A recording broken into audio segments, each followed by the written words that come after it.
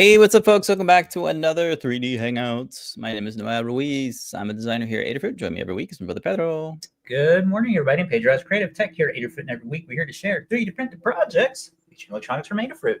That's right. This is the show where we combine 3D printing and DIY electronics to make inspirational projects. Hello, everybody. Welcome to the show. It is episode 507. It is Wednesday, December 3rd, 2025. That's the time of this recording. We are hanging out in the Adafruit Discord server. So if you'd like to join us, go to adafruit.it/discord or discord.gg/Adafruit. Where's that little overlay that has some links up there in the purple bar? We're hanging out there. So if you want to drop in any questions, comments, GIFs, memes, all that, we can take a look at and answer. Also on the channels, the different social sites like Facebook, LinkedIn, YouTube, Twitch, and X, we are hanging out there as well. We can bring in chats and comments. If you have a question, we can answer it, or at least we'll do our best to answer it. Yeah, we are back from the Thanksgiving holiday last week. So we hope everybody had a good time, good break. And if you don't observe, also hope you had a good one. But we are back this week, and we'll be back until I think the last week of December, where we will take a 2-week break, and we'll be back in the new year. But for folks that are watching the show, we have a special coupon code that we just put together. 10% off discount code for today is winter, because winter is upon us here in our part of the world. So you can use this at checkout and get 10% off anything that's in stock. Also, we have freebie deals still going on. If you go to adafruit.com/free, you'll find out all the details. These 3 items get automatically added to your cart if you hit the tier. Starting off at $99 or more, folks will get a free PCB coaster. At $149 or more, you get the KB2040. And at the top tier at $199, you'll get the PCB coaster, the KB2040, and free UPS ground shipping for continental US only. All right. So again, this coupon code will last 24 hours. It will expire tomorrow. So it's good for the full day and night. Okay. I think I got all that. Yeah. So let me get rid of the coupon code. Thanks for all the folks who put your orders in for Cyber Monday and the weekend holiday, the winter holiday. I think we had another sale that happened over the weekend. And thanks for everybody putting their orders in. Also, AdaBox 22 fall 2025 is available for subscribers. So if you don't have a subscription, you'd like to get yourself an AdaBox, you can click on this link here, put your email in, and you'll get some instructions on how to purchase the AdaBox. So these are now shipping and in stock. So there's that. It's still a little bit of a hush-hush what's in it. You know, well, I think once a couple folks have their AdaBox, we'll do an unboxing video with JP, and we'll see what's inside, and you'll get a good close-up look at what we have in store for folks for this edition of AdaBox. Exciting. Oh, yeah. Okay. Let's see, I think the only thing we didn't cover was the distributors. Post the link there if you are overseas and want to not pay such a high shipping cost. You can click on there, check out what country you are in to see what the local distributor for any of the Adafruit products are to get those a bit cheaper. Yeah. There you go. There's a bunch. So take a look, and you might even have a local store by you, like Micro Center. Cool. All right. Thanks for that. Okay. So this week we have prototypes. No new Learn Guide this week because we are back from the break and we are picking up where we left off from last week. Pedro, you started on something new. Why don't you go first, and then I'll show off. Sure. Yeah, so we got a really cool idea for these iPod like holders. PT is a big Star Trek fan, and they have a really cool way that he saw for having your iPods attached to your ears. So I have on right now, and I wanted to show a prototype of what that looks like. I'm going to do some metal printing to see how that turns out. So it's a bit of like jewelry. We seem to do like the same type of themed projects every year. I think last year it was like the elf ear holders for your earpods. Oh yeah, that's right. This year it is a Star Trek themed earpod holder. So I can bring this up. Hold on. Always on the wrong window here.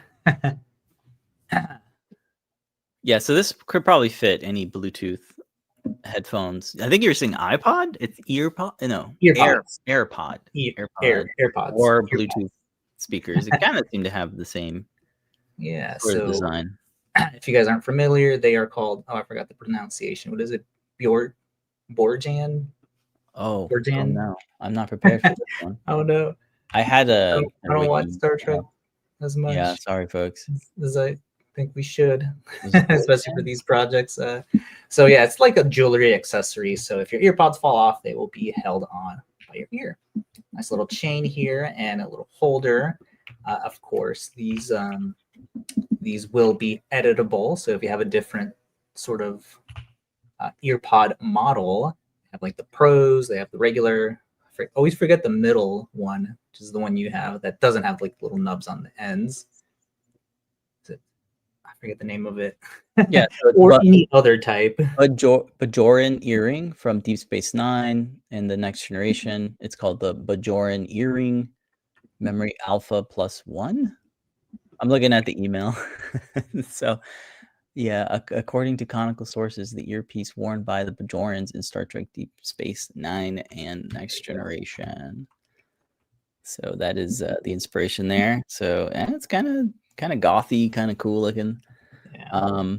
So break apart. Yeah, and the idea is to get this printed in metal from like JLC PCB. We wanted to test that out, and this is the perfect way to test something out, is have it be an actual project that is a themed project. Is always the coolest way to test out something that we want to see how their printing, their metal 3D printing services are, see how that comes out. So what I got here is a little thread that hooks into the chain. So if you have different AirPod models, you can, it won't be attached to it. So you can always swap that out, have like the same thread size with a different size diameter. So the models that you have, they have the touchpad on yours, correct? Cut out for the they have Pro a little models. touchpad thing. Yeah, it lets you pause and play and access Siri. See the little cutout that is nice. Exactly, yeah. So that's good. You got that going on. That. So of course, with tiny little models, there's always so much back and forth that has to go into making sure the geometry is correct in terms of the touchpad. We want to make sure that you can actually access it while the radius not being too tight on it, and then while it not being too loose that it just falls out. There we go. Yeah, I should have printed in a different color. It all blends in. Oh, that's right. Well, we have nice to have a match. Yeah, it'll be like I'll do it in gray or the silky silver for the next prototypes. So yeah, you have the cutout here that we wanted to make sure that you still have access to. So you have like a chamfer and then a fillet that is able to access the touchpad. So you can click on it and still do your little scrub up and down for the volume change, and then the pause to activate the Siri when you hold down and whatnot. And then we have the thread on there, so you can have a different size diameter one for, since all the different models have like a different diameter for the little stem or the battery and all that is housed in. So super tiny, but of course there's always a ton of work that goes into teeny tiny little geometries like that. I went through like 7 different iterations. I made it too big, and then I had the fillet too filleted to where I couldn't even access the like the tip of your finger, like the fat part that actually goes into to activate the touchpad. So a bunch of time on that, and then of course the thread and the chain itself, which will need to be updated. I'll have to lay it out so that it isn't too bad for printing on the on an FDM printer. So you should be able to just print a regular PLA or whatever other material you can do at home on an FDM, and then we'll see how the tolerances differ when we send this out to have it printed in metal. We'll see what the costs are for that. So hopefully that's not too bad. We talked about earlier, there was always like some. What's that? The actual part rests on your ear, so you don't need an earring hole. Oh yeah. How does that let me fit? take this off. It's just a little loop. Okay. It is in the curve of your ear. This is so fun. It's rests on top. It's a stylistic approach to the AirPod lanyard market, which there's tons and tons of AirPod, lanyards that clip on so you don't lose your AirPods. So this is kind of like it's tied to your ear. Yeah, I think it's clever. It is clever. That's something reminiscent to the 90s wallet chain. Remember that? I had one. You had one. It was a thing in the 90s. So we're bringing it back. Then, the 90s is really hip right now. Very trendy. So having a wallet chain for your ear makes a lot of sense, I think. So that's kind of fun. Yeah. So it's nice to be able to bring back some fashion accessory to your ear pods and have them protected as well. Yeah. A little bit of fashion, a little bit of practical. Yeah. Since that is, I think, one of it's how I lost mine going into the, oops, I activated my music. That's funny. How I had lost mine going into the dryer. They were fried that way. So, yep, that's what we will continue on, getting the thread and then the chain. So just lay that out. Go back to what that looks like here. And what we're doing here is just using one of our ear models that we brought in to Fusion, so we could just have that to work off of, as well as one of the EarPod models off of GrabCAD. Yeah. You can kind of see it doesn't match exactly, since they didn't have any of the Pro models. Oh, okay. The only other EarPods that I have are I think it's like Gen 1 or Gen 2 of the non-Pro, the non-mid-range EarPods, which I still cannot remember the name of. The ones that don't have the little silicone tips. Yeah. So those are the only two that I have. Like I said, I fried my middle, my middle tier AirPods. Keep calling them earpods. Earpods. Yeah, so I think it's a clever way to have the thread that so you can change depending on what model that you have. Yeah. And then when they're not in your ears, they just dangle from your earlobes, and they look like little stylish earrings. Yeah. So, there you go. That's fun. So and this gives you a good idea of how many links that you need. So it's a good visualization of just how many links you need. So very cool.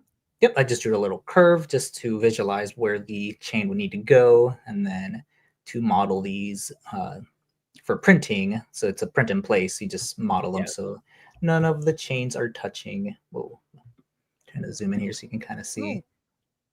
Oh no, it disappears when I move around. You can see here none of them are actually touching, so that they print in the air in place. I think I'll have to add some fillets to this so they're not rough when printing. Yeah. Cool. So that is our nice little fashion accessory / really cool way to protect your earpods. Wearables will be. The other thing I pitched was that the iPhone Pocket that everybody was posting about the ridiculousness of that. Yeah. Brandy knit me one, and it is actually pretty useful. I can see why they sold that. Yeah, because right now I wear like the clip on my pants. Yeah. So that it's like not on my pocket, giving me like a rash. Kind of bulky, right? Yeah. But now I'm like, I've lost weight, so like my pants are being pulled down by the phone, so I can see why having like a little pocket, yeah, a little sling works out. Yeah, like a little sling just for your pocket or for your phone. Yeah, phones are kind of heavy. It's a good idea. Mine's noticeably heavy. Right. That's cool. Even a little one. So weird. Yeah, they're heavy, man. So I don't know, put some NeoPixels or something to do with the conductive fabric or something. I don't know. What electronics would look cool on it. But that is what I'm working on. Very cool. All right. We'll see this in the coming weeks as you test out metal 3D printing with a service like from JLC PCB. Yeah. That'll be fun. We have not done any metal 3D printing in a very long time. So that'd be cool to see. Oh, yeah. It's been years, huh? Who did we use last time? I think we used a company called Shapeways, which I believe they're around. Maybe they are. Sorry, if you are. They might be still around. But yeah, it was like a very crude model. I think I got like a keychain of an Adafruit logo. That's what it was. Yeah. Yeah. It was kind of like not smooth or anything. So yeah, 3D printing. That'll be cool to see, especially with printed place parts. Okay. So last time we did the show, I was working on a Apple IIe inspired enclosure for the fruit jam. Let me see if I can make myself bigger here with my cam. Here we go. Okay, so I finally started 3D printing the parts, and I have it assembled here. So this is our Apple IIe fruit jam enclosure. I have a 40% keyboard installed here with these lovely Koa style keycaps, and they're just a regular Cherry MX style key switches. The fruit jam is on the inside here. I have a little logo here on the back. We have our combo HDMI and USB-C for display out and power. I also want to add another one here for breaking out the additional USB in case folks want a mouse. I know the Apple II didn't use a mouse, but no reason why we shouldn't be able to use a mouse as well. It's pretty accurate in terms of like the shape. The size is a little bit smaller than your traditional Apple II, but I wanted it to be small enough to fit on our Bamboo Lab X1C. And the other cool thing is that this is completely removable, so you can pop this out. It has like a little bit of snap thing. So this comes out, and then you can see there's plenty of room for additional expansion slots or whatever you want to call them. So I have the fruit jam here. You can see I have this is a pretty long cable because it's meant for like arcade machines or something. The HDMI and USB-C. I have not used it before, but we have a nice what do you call it? A schematic, a mechanical drawing that shows you where the mounting holes are for mounting this, for panel mounting it. So that's panel mounted. And then you can see here, I have a USB-C cable that will connect to the keyboard here. I still have to sort out the right hole for the USB-C to come out of. And I'll show you in a second where the keyboard is from. And what else? The other thing that Lamar thought would be cool is to have another 3D printed enclosure in the style of a Apple II disk drive, the floppy drive. So I will have this extension, micro SD card extension to standard SD card will come out here, and it'll have a separate 3D printed enclosure in style of the Apple IIe floppy drive. So that'll be like an additional thing to it. But yeah, there's plenty of room in here for other accessories and things. This is, again, a 40% keyboard that has, I think, 43 keys. It's a little bit different, but this is like the best keyboard size that I could, design without having to make a thing that needs to be printed in two pieces and then clamped together. So a bunch of screws in the back there, a couple rubber feet, no support material for anything. So that's nice. And then you can 2D print the labels and stick them on here because that's what they are. I didn't want to go with a full color thing because I made like a custom graphic that has the 6 colors from the Apple logo. And this just snaps on. And for the display, you might remember I made a a little 3D printed enclosure for the 7-inch display.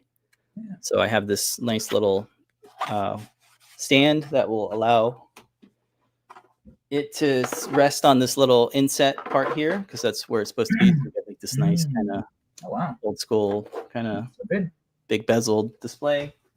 So that is where I'm at. Just got to make a couple tweaks. And I should have this available in the next weeks or so, a couple weeks. Yeah. Let me see here if I can pull up so the keyboard I'm using is from KP Republic. This is the BM43, and it has this might be the older model, because the model I got was from Amazon. See, that was like the main thing. I wanted to be able to get something next day. And they have an updated model that has the Kale mechanical key switches, and it's running the QMK firmware. It has RGB LEDs, NeoPixel LEDs, and it's already pre-programmed with like multi-layers and stuff like that. It's USB-C, so it plugs right into the Fruit Jam. And it's just the PCB, which is great, because then you don't have to solder, you know, a bunch of buttons together to make a keyboard. You kind of just use this. It just ships like that. Here's the layout. This version, though, it does not have the key sockets, so you have to like solder them in. But the one I'm using is like swappable. Let me see. I guess I could just go to Amazon and type it in. What was it? BM43.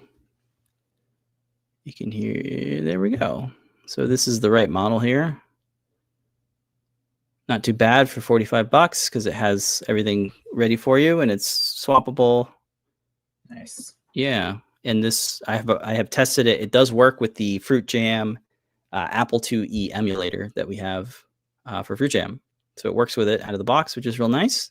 So the main thing I want for this project is to have no soldering. You just kind of print the parts, attach them together with fasteners, and then you have a couple different cables that you'll use to break it out, to break out the various ports. So that's working pretty well, I think. And you have the choice to pick whatever, you know, keys you like: red, blue, brown. I think I have the wisteria purple ones. Yeah. I got a pack of 100 of them for like $25, which isn't bad. Again, from Amazon. And then you can pick whatever keycaps you want. I have these really nice old school style Macintosh keys to go with the whole retro Apple IIe aesthetic. And those were also like $25 or so. Yeah, the only other thing I need to get is the stabilizers. You know, so things like the shift key and the space bars, they have like these little stabilizers that give you additional support. So if you ever take out like the shift key, you'll see these stabilizers. So I ordered some of those because again, when you buy the keyboard, it's just the PCB. There's no keycaps, there's no switches or stabilizers. But you only need, I think, 1, 2, 3 stabilizers. The rest, you know, are regular, you know, keys. So that is the Apple IIe Fruit Jam project. It's coming together pretty good. Just need to do a couple more edits, and of course, design that floppy drive for this guy here, which is our little. It's a micro SD card with a ribbon, and it goes to the standard SD card because we have these really nice stickers for our SD cards that look like this. They look like floppy disks. So that's why we're going with that. And I like the idea. So that is what we're working on. If anyone has any questions. I think you were going to cover the KVM or the KMK, the keyboard mapper. Just real quick, Relic SC is saying definitely should add that USB port for a mouse. I have a one of those panel mounted snap in USB breakouts. Not a breakout. It's more like a panel mount cable. It just takes a USB-A to a USB-A female, I guess. And that'll just snap into the back here. And you'll have access to an additional USB port on the Fruit Jam. Very good. Cool. And on Discord, John is saying floppy drive, floppy disk. So yeah, very good. Let's see what else. Okay, so I also talked about, this is a little bit of a shop talk now. I had to take out the keycaps from this guy. So this is a 4x12 ortho linear keyboard that I put together in hopes that I would be able to use this with the Fruit Jam. But again, I didn't want any soldering for that project. So this one, you do need to solder the rows and columns to the KB2040, which I have it mounted here into the enclosure. And it's 48 keys. It's an ortho linear layout. So a little bit weird if you're not used to those. But while I was trying out the CircuitPython KMK library, which is kind of like QMK, I stumbled upon this really cool desktop application. Let me see if I can bring it up now. It's called POG. So POG POG. It's basically like a WYSIWYG keymap editor for CircuitPython dev boards. It uses the KMK firmware, and it just makes it really easy to create keymaps for your CircuitPython powered keyboards. So you can create multiple layers. You can add encoders. You can do split keyboard layouts and all sorts of fun things. And it's basically a no code solution for making a CircuitPython custom keyboard, which I think is super cool. So I've been playing around with this. I tested it out. It works pretty well. And then the only thing that I found was that it currently doesn't work out of the box with CircuitPython 10. It works really well with CircuitPython 9. So we have Tim, Foamy Guy. He is investigating and is going to see how to make it work with CircuitPython 10. But the idea is to make a learn guide that covers the assembly of this project, the 3D printed parts. And then for the software, it would be like install CircuitPython onto your KB2040 and then try this out. Here's a cool no-code solution to doing the key maps for your custom keyboard. So that's pretty cool that this is an open source project that is on GitHub. And it's available as a desktop app for Mac, Windows, and Linux. So it's pretty cool. Yeah.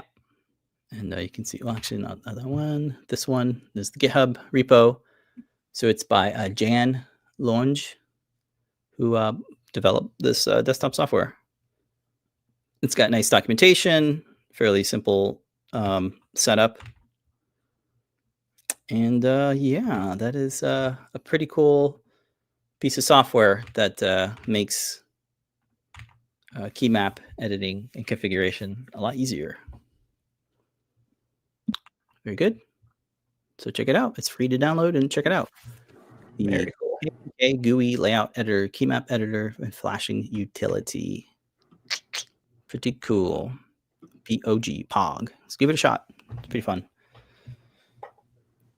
Okay, I think that's it. I've been in keyboard land for a little bit because I've been like looking for a good solution for the Apple II, Apple IIe project. All right, does anybody have any questions or anything? I'll drop a link to the GitHub repo if folks want to check it out. Yep, people want this. Yeah, very good. Yeah, I'll try to get it out before the end of the year. Mm-hmm.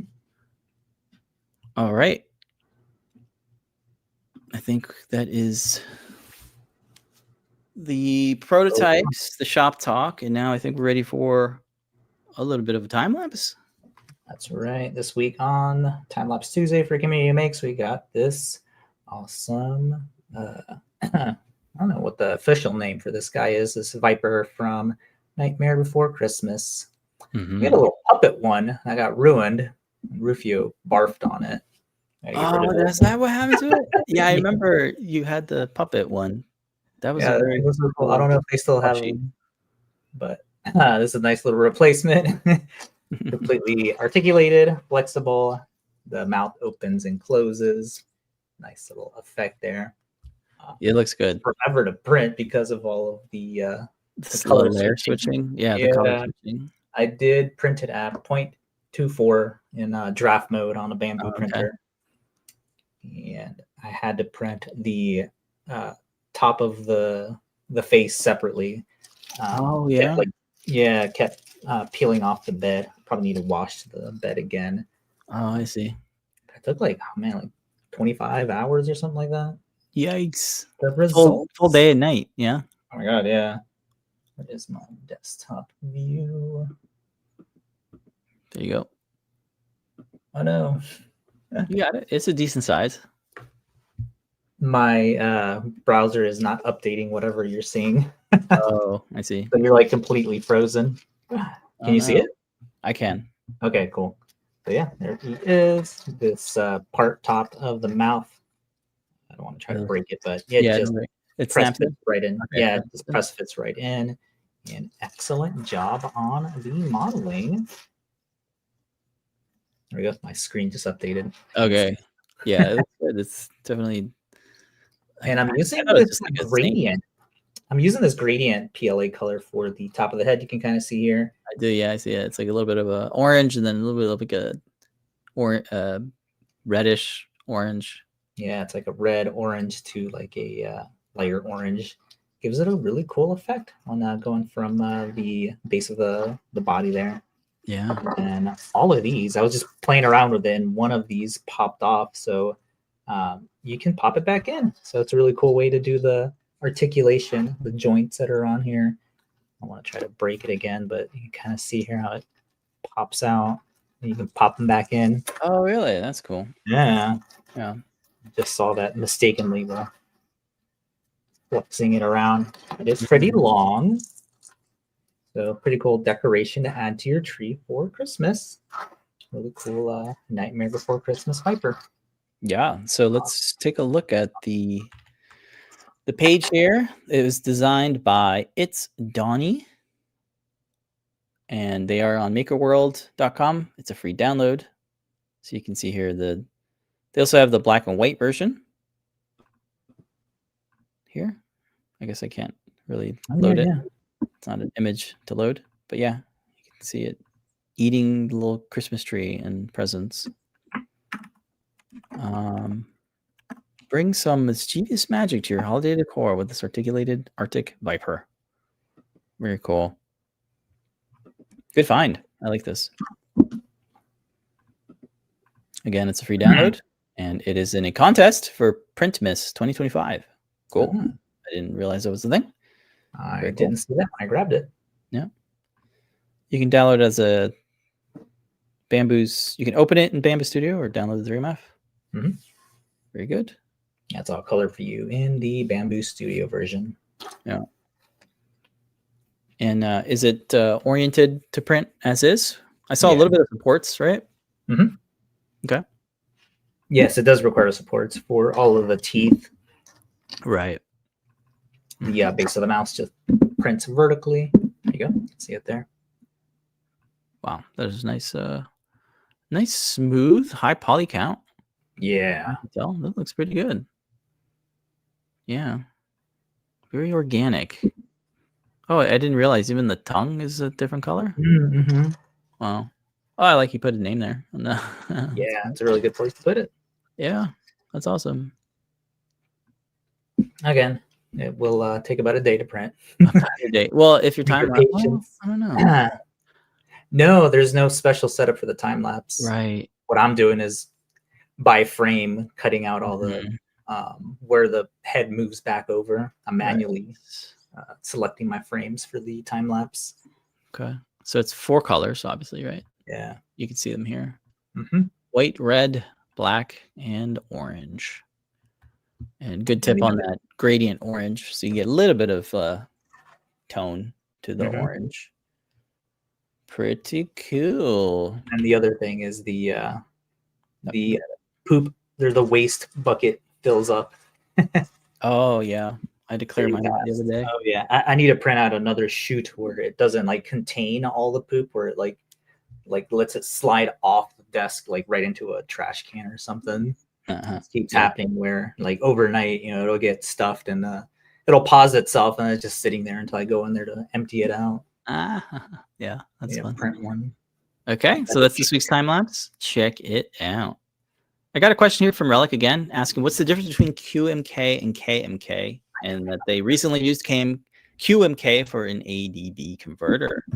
Yeah, so from my understanding, is QMK is a firmware for Atmel-based microcontroller chips.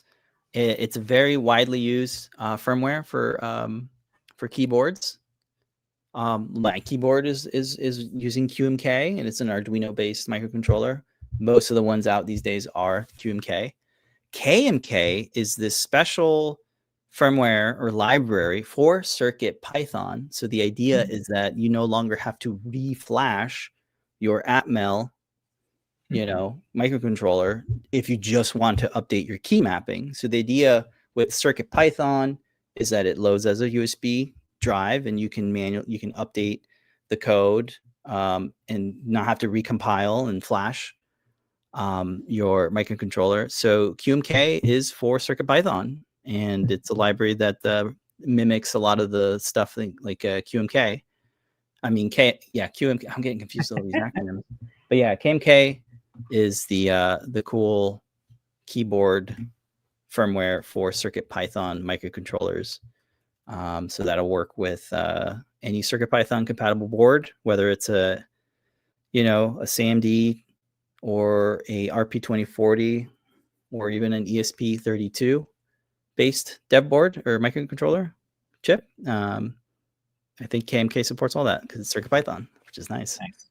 And then the POG app takes the KMK firmware and just adds like a graphical, overlay that allows you to edit the key mapping in a visual way instead of having to like program it manually. Yeah.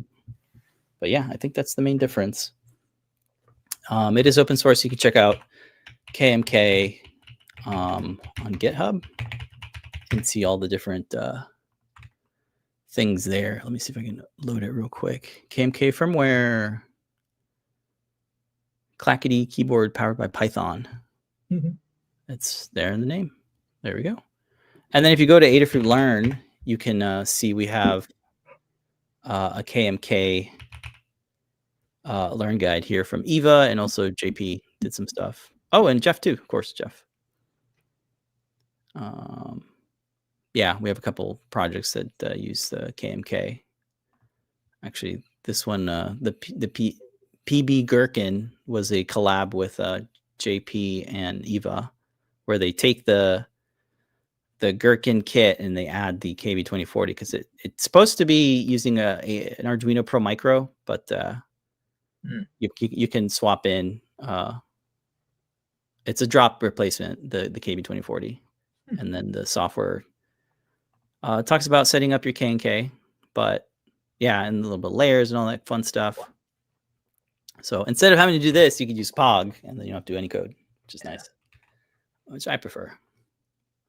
So yeah, there's the KMK stuff. It's if you're really into keyboards, I think my keyboard interest is only keycap deep. Keycap deep, yeah, that's where you stop. Or switch deep. Key switches and keycaps. Yeah. Yeah. The other layer is like, layouts. There's all the different types of layouts. There's the 60%, the 40%. I do appreciate them. I post on the 3D printing blog every Thursday. Every time there's like a cool split keyboard or cool design keyboard, I always post those because I think those are super cool. Yeah, and we do have a split keyboard project from JP that I was looking at. It uses a Stemma QT GPIO expander with a QT Py, I believe. So plenty of keyboards. This project here, though, I think is the only one that's like a 4x12 ortho linear, where all the columns and rows are soldered to the KB2040. So it is kind of a, standalone project. Yeah, so this would be a nice one too. And I think having that extra layer of easiness to set up with the POG application makes it like a nice, unique guide. Yeah. And yeah, the NeoKey Ortho linear PCBs, they're pretty nice. They have the daisy chain NeoPixel LEDs already built in, so it's not too hard to solder up the rows and columns to your various pins and get a nice kind of 40% keyboard. Yeah. Speaking of which, if you want to pick up anything in the Adafruit shop, like some Ortho Neo keys, you can use our coupon code WINTER and get 10% off. I believe those are in stock. Yeah, we have plenty of KB2040s. Those are in stock, as well as the Ortho linear NeoKeys. They come in a 5x6 configuration, which you can snap apart to create a custom layout, which I did. I bought 2 of these sheets and I snapped off the bottom layer to make that 4x5. I mainly did that because I just ran out of GPIO on the KB2040. But yeah, these are still cool and plenty of projects with it. We also have a nice assortment of keycaps as well. Kale switch sockets. Oh, yeah, I remember during the part shortage in the pandemic, like Adafruit quickly shifted to like, let's do keyboards. And the macro pad, and you can do the macro pad too. I think that one's, it's out of stock. Out of stock. Ooh. Oh, I didn't realize that was out of stock. Yeah. Yeah. Cool. And that's a lot of keyboard.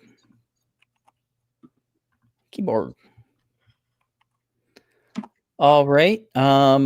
Before we leave the show, we still have a little bit left. Let's do some community makes. Just a couple this week. First up, we have a really nice remix by Liz Clark. She took the Raspberry Pi PC Tower and updated the side panel to fit a different fan because she wanted to set up the Raspberry Pi server that's running Hyper HDR, which is the her latest project that takes the Ada Lights kind of project and modernizes it. So that's really cool. So big shout out to Liz for publishing this in case folks want to make their own PC Tower. Very cool. And then we have an iPhone X case that was posted up by Matt Jazzar. What? Remember the iPhone X? Why X? I don't know, because they wanted an iPhone X case. Do you remember you designed an iPhone X case? No, I'm just curious. Back in 2019. Yeah, why that one? I don't know. Are those retro now? I've been wanting to update the telescope adapter for it. Oh yeah, since we have like really good. That is like iPhone 5 or something. iPhone 6, yeah. Right? No, I think I updated it to one of the newer one. Now it's pretty old. Yeah, that's funny. Before I had 3 lenses. It was only 7 years ago? Yeah, 6 years ago. Yeah, cool. Well, people still making cases, right? So we kind of stopped doing a case every iPhone because well now because a really good case now has the MagSafe on it. Exactly. If it doesn't, it's like, oh my god, this is not good. I need to be able to attach stuff to it now. Yeah, gone are the days of 3D printing your PLA raggedy iPhone. You could, but you gotta have it needs that MagSafe. It needs the extra magnets around in the circle. Right. Like you gotta have it. Anyway, it was interesting to see that folks are still making cases for older phones. All right, and the last one this week is a let's see, it's a remix, I believe. Yeah, it's a remix by Steve on printables.com of the SnapFit case for the Adafruit FT232H breakout.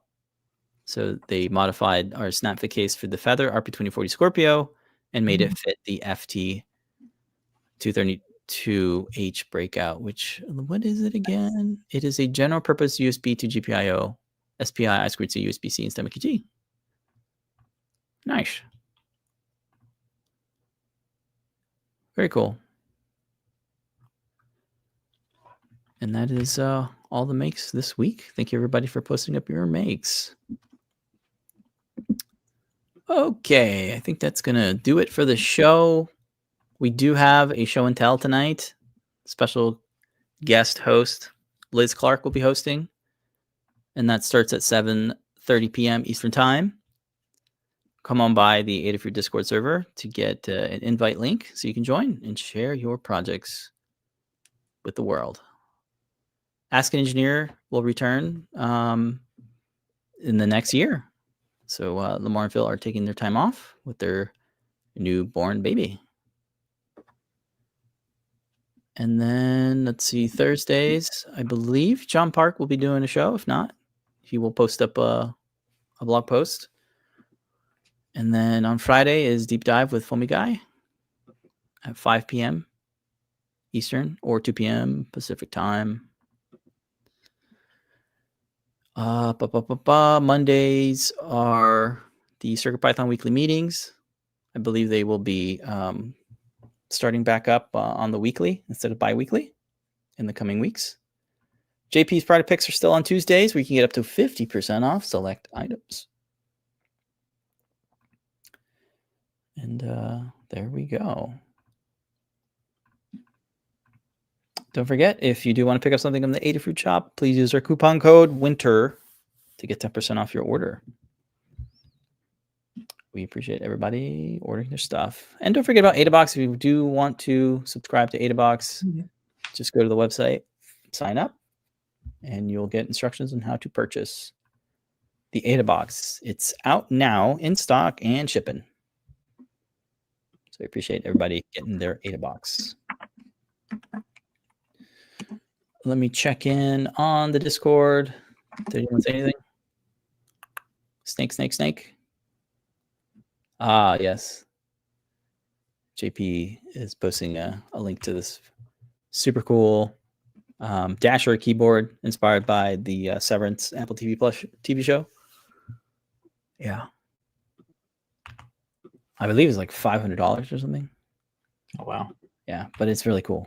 It has the built-in trackpad. No, not trackpad. What do you call it? Track mouse? Trackball? Trackball. Yeah. Essentially a mouse. Yeah. All right, folks, it's going to do it for us. We hope to see you on Show and Tell, and we'll be back next week. Thanks again, everybody. We'll see you next week, but until then, remember to make a great day. Bye, everybody.